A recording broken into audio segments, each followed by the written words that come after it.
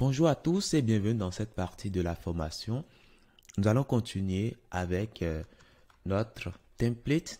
Nous avons fait la partie en haut, le banner. Nous avons fait nav top. Nous avons fait website details. Et maintenant, ça nous reste le menu que nous avons ici. C'est ce que nous allons commencer par faire. Alors, si nous regardons déjà du haut, nous voyons qu'il y a deux parties. Une partie ici sur le côté gauche et une partie ici sur le côté droit.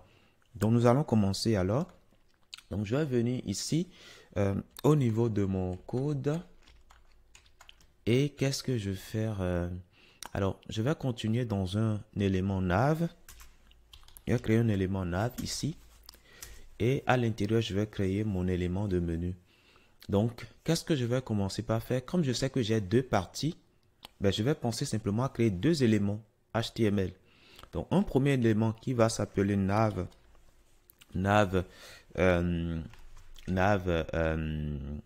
left.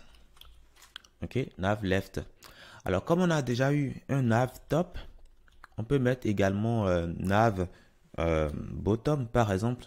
Ok, bottom. Alors, nav bottom, on aura l'impression que c'est totalement en bas. Donc, mettons nav tout simplement. Ça, c'est pas mal aussi. Hein. Ok, nav left. Et puis nav right. Right. Voilà, tout simplement. Maintenant, comme vous vous rappelez, hein, il faut qu'on centre tout ça. Donc, on va mettre ici un container. Voilà. À l'intérieur, on aura un élément nav container. Nav container, c'est bien une classe. Nav container comme ça. Et à l'intérieur de cela, nous aurons les deux éléments qu'on a là. Donc, je les CTRL Z, je les ramène bien à l'intérieur ici. OK? Donc, une fois que ça, c'est bon, je peux commencer par bosser. Hein. Alors, ici, je m'attends à avoir un élément de menu. Donc, ça, nous allons le faire avec les éléments de liste. Donc, du coup, nous allons créer un élément UL. À l'intérieur, on va créer un élément LI. À l'intérieur, on va créer un élément A. Et puis, cet élément A, on ne va pas rediriger pour l'instant. Et ce qu'on va afficher, ce sera Home. Après ça, nous aurons un deuxième élément qui sera catégorie. Alors là, nous n'allons pas nous occuper des sous-menus. Hein. On va juste faire la partie principale. Ok, le menu principal. Et c'est plus tard que nous allons penser au sous-menu. Ici, nous aurons product au pluriel. Après ça, nous aurons page. Après ça, nous aurons blog. Après ça, nous aurons elements. Après ça, nous aurons contact us. Contact us. Ça, c'est bon pour le premier élément de menu. Et après, nous avons un deuxième élément de menu également qui se trouve dans le nav right. Là, c'est deux éléments. Donc, on aura ici special offer. Special offer. Voilà. Et après ça, nous aurons ici buy Porto. Bien, buy oui, Porto. Tout simplement. OK? Donc là, c'est bon. Donc, si je reviens ici au niveau de notre code, de notre affichage, voilà l'affichage que nous avons. Ce qui est normal d'ailleurs. Mais nous ne voulons pas que les deux restent sur la même ligne comme ça. On veut les avoir côte à côte. OK? Enfin, on ne veut pas qu'ils restent suivant l'axe vertical. On veut qu'ils restent suivant l'axe horizontal, côte à côte. Donc, du coup, on peut le faire. Ça, on peut le faire. Alors, je vais réduire un peu tout ça. Hein. Là, nous avons le container ici. OK, le nav container. On va dire qu'on veut rendre ça flexible. Donc, de ce point de vue, Les éléments viendront désormais rester côte à côte. Nous avons Home ici. Nous avons Special Offer quelque part là. Donc ça, c'est déjà bien. Maintenant, on va dire que nous voulons les espacer. On ne veut pas qu'ils soient collés comme ça. On veut les espacer. Hein. Donc, du coup, justify content space between. Voilà, donc ils vont se mettre au bord. Donc là, c'est bon. Maintenant, ce que nous allons faire par la suite, nous allons penser aux éléments que nous avons, les UL et les LI. Ne voulons pas les avoir comme ça. Nous voulons qu'ils soient sur une ligne. Donc, au niveau de UL ici, je vais définir une classe. Une classe. Et je mettrai quoi? Je mettrai flèche. Ok, flèche. Voilà, tout simplement. Donc, si je reviens alors ici, au niveau de l'affichage, je vois que mes éléments sont désormais sur la même ligne. Donc, ça, c'est bien. Je vais dire que je veux un léger gap de 10 pixels. Là aussi, il y aura un peu d'espacement. Et là aussi, c'est déjà pas mal. Et c'est ce que je vais faire également pour l'élément que j'ai ici. Donc, classe, je mettrai flèche, et puis gap de 10. Voilà. Donc, pour l'instant, jusque-là, tout va bien. Maintenant, nous allons continuer maintenant en CSS. Donc, là, on va créer un élément dans Component qui va s'appeler nav.css. Tout simplement. Et ce nav.css, nous allons l'inclure, bien sûr, dans main. Donc, on va le mettre juste là. Et là, on aura nav. Là, c'est bon. Maintenant, qu'est-ce qu'on va faire ici au niveau de nav? Déjà, il faut qu'on récupère ici les éléments. Bon, déjà le conteneur. Déjà, on va prendre ça. On prend le conteneur. Et ce qu'on va commencer par faire, on sait que tout ce qui est à l'intérieur doit être en majuscule. C'est exprès que j'ai écrit ceci en minuscule pour que vous puissiez voir l'incohérence. Ok?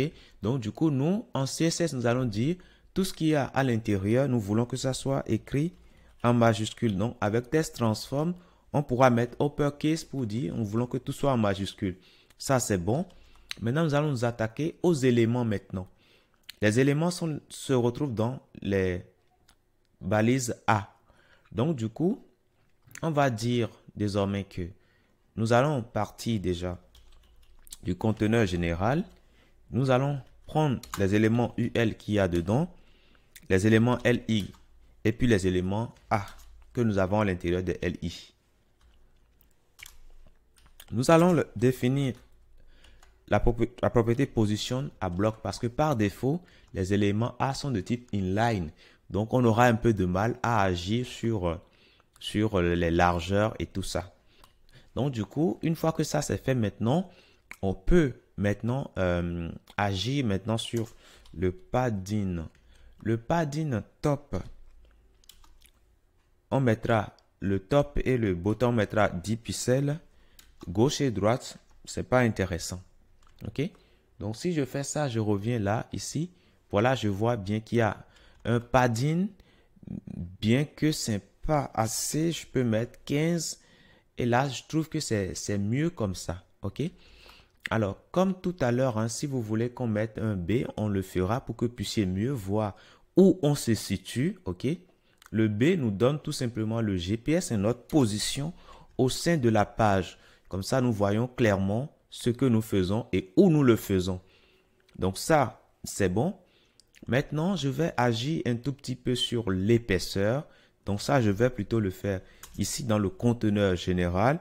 Donc font weight, je mettrai tout simplement 600 pour rendre ça gras. Là, c'est déjà pas mal. Maintenant, la couleur, hein, c'est bon, c'est la couleur noire, donc il n'y a pas de problème, ça tient. Maintenant, l'idée, c'est que lorsqu'on vient sur un élément, il faut que la couleur change. Vous voyez que quand je viens là, la couleur change. Hein. Voilà. Donc, quand je viens, il faut que ça change. Et là, pour le faire, j'ai simplement à reprendre mon élément A. Et je vais dire que lorsque le curseur vient là-dessus, donc avec over, lorsqu'on survole cet élément-là, il faut que la couleur change. Et ça devient tout simplement la couleur dominante du site. Donc, main color. Donc, je fais ça. Et une fois que je fais ça, je reviens ici. Je viens sur un élément, voyez que la couleur change correctement. Et ça, c'est bien. Maintenant, nous allons continuer. L'idée, c'est que l'élément sur lequel on est, ben, qu'on puisse avoir ici une barre ici en haut comme ça. Donc, comment est-ce que nous allons procéder? Alors, pour cet élément A qu'on a ici, ce que je vais faire, si je n'enlève pas la bordure, vous n'allez pas bien voir, j'enlève ça. Donc, l'idée, lorsqu'on vient sur l'élément, on doit avoir une bordure en haut là. Et par défaut, l'élément courant, il y aura une bordure en haut là-dessus. Donc, ce que je vais faire ici, je vais définir un élément courant. L'élément courant ben, aura une classe active. Donc, classe active. Active. Comme ça. Donc, je vais dire, ben, je veux récupérer l'élément A qui a la classe active. Donc, je prends ça. A.active. Alors, cet élément A là, qu'est-ce que je vais plutôt faire de lui? Je vais définir une couleur, pardon, une bordure. Donc, je mettrai alors ici border top. OK. Et je mettrai tout simplement 2 pixels solides. Et je mettrai la couleur dominante du site, main color.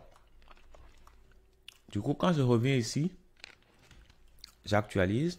Vous voyez que l'élément ici, il y a la bordure en haut, mais l'élément est décalé vers le bas, un tout petit peu. OK? Et ça, nous ne voulons pas de ça. Nous ne voulons pas de ce décalage-là. OK? Donc, pour éviter ce décalage, nous pouvons, au lieu de définir directement l'élément seulement pour l'élément qui est actif, nous allons le définir également pour tous les éléments. Okay? On le définit pour tous les éléments. Et sauf que ici, on va utiliser plutôt le white. White. Donc, il y aura une bordure par défaut qui quand même ne sera pas visible.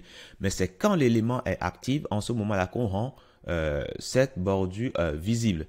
Vous voyez que là, maintenant, tous les éléments sont désormais bien alignés. Et là, nous voyons ici le trait. Donc, ça, c'est bien.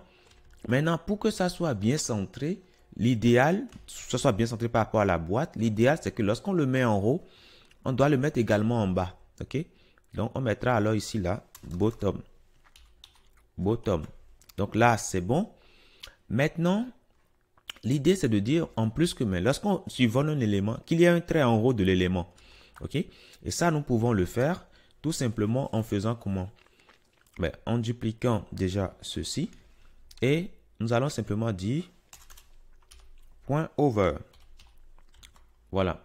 Donc, du coup, quand je reviens ici, je survole cet élément-là. Vous voyez que je vois le trait en haut. Et là, mais c'est bon, c'est parfait. C'est ce que je voulais avoir. Voilà. Et l'élément courant aura tout simplement le trait en haut là. Alors, l'élément courant, comme je vous ai dit, c'est l'élément qui a la classe active.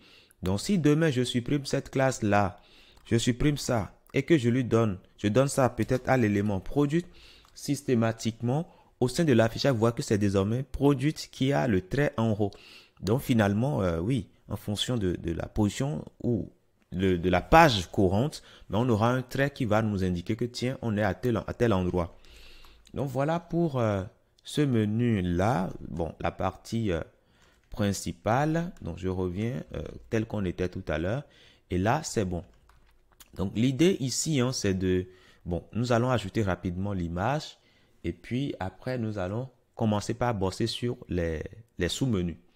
Donc, voilà pour ce que je tenais à vous dire dans cette partie. Je vous dis merci et à tout de suite.